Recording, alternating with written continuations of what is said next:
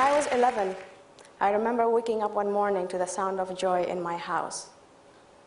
My father was listening to BBC News on his small gray radio. There was a big smile on his face, which was unusual then because the news mostly depressed him. "The Taliban are gone," my father shouted. I didn't know what it meant, but I could see that my father was very, very happy.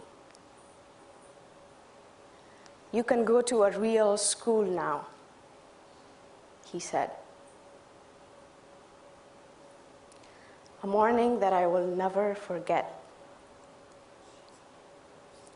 A real school. You see, I was 6 when Taliban took over Afghanistan and made it illegal for girls to go to school. So for the next 5 years, I dressed as a boy to escort my older sister, who was no longer allowed to be outside alone, to a secret school. It was the only way we both could be educated. Each day, we took a different route so that no one would suspect where we were going. We would cover our books in grocery bags so it would seem we were just out shopping. The school was in a house, more than 100 of us packed in one small living room. It was cozy in winter, but extremely hot in summer. We all knew we were risking our lives, the teacher, the students, and our parents. From time to time, a school would suddenly be canceled for a week because Taliban were suspicious. We always wondered what they knew about us. Were we being followed? Do they know where we live? We were scared, but still, school was where we wanted to be. I was very lucky to grow up in a family where education was prized and daughters were treasured. My grandfather was an extraordinary man for his time. A total maverick from a remote province of Afghanistan, he insisted that his daughter, my mom, go to school. And for that, he was disowned by his father. But my educated mother became a teacher. There she is. She retired 2 years ago, only to turn our house into a school for girls and women in our neighborhood. And my father, that's him. He was the first ever in his family to receive an education. There was no question that his children will receive an education, including his daughters. Despite the Taliban, despite the risks. To him, there was greater risk in not educating his children. During Taliban years, I remember there were times I would get so frustrated by our life and always being scared and not seeing a future. I would want to quit. But my father, he would say, "Listen, my daughter, you can lose everything you own in your life. Your money can be stolen. You can be forced to leave your home during a war. But the one thing that will always remain with you is what is here. And if we have to sell our blood to pay your school fees, we will. So do you still not want to continue?" Today I'm 22.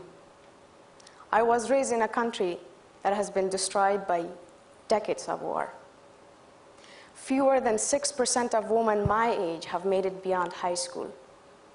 And had my family not been so committed to my education, I would be one of them. Instead, I stand here, a proud graduate of Middlebury College.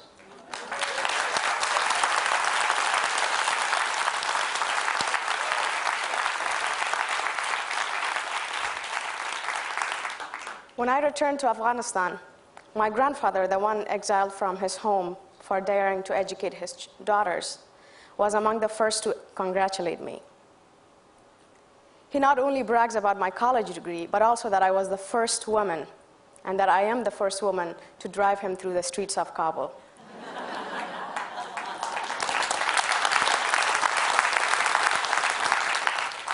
My family believes in me. I dream big, but my family dreams even bigger for me. That's why I'm a global ambassador for 10 times 10, a global campaign to educate women. That's why I co-founded SOLA, the first and perhaps only boarding school for girls in Afghanistan, a country where it's still risky for girls to go to school. The exciting thing is that I see students at my school with ambition grabbing at opportunity. And I see their parents and their fathers who, like my own, advocate for them, despite and even in the face of daunting opposition. Like Ahmad, that's not his real name, and I cannot show you his face. But Ahmad is the father of one of my students. Less than a month ago, he and his daughter were on their way from Sola to their village. And they literally missed being killed by a roadside bomb by minutes. As he arrived home, the phone rang, a voice warning him that if he sent his daughter back to school, they would try again. "Kill me now if you wish," he said, "but I will not ruin my daughter's future because of your old and backward ideas." What I've come to realize about Afghanistan, and this is something that is often dismissed in the West, that behind most of us who succeed is a father who recognizes the value in his daughter and who sees that her success is his success. It's not to say that our mothers aren't key in our success. In fact, they're often the initial and convincing negotiators of a bright future for their daughters. But in the context of a society like in Afghanistan, we must have the support of men. Under the Taliban, girls who went to school numbered in hundreds. Remember, it was illegal. But today, more than 3 million girls are in school in Afghanistan.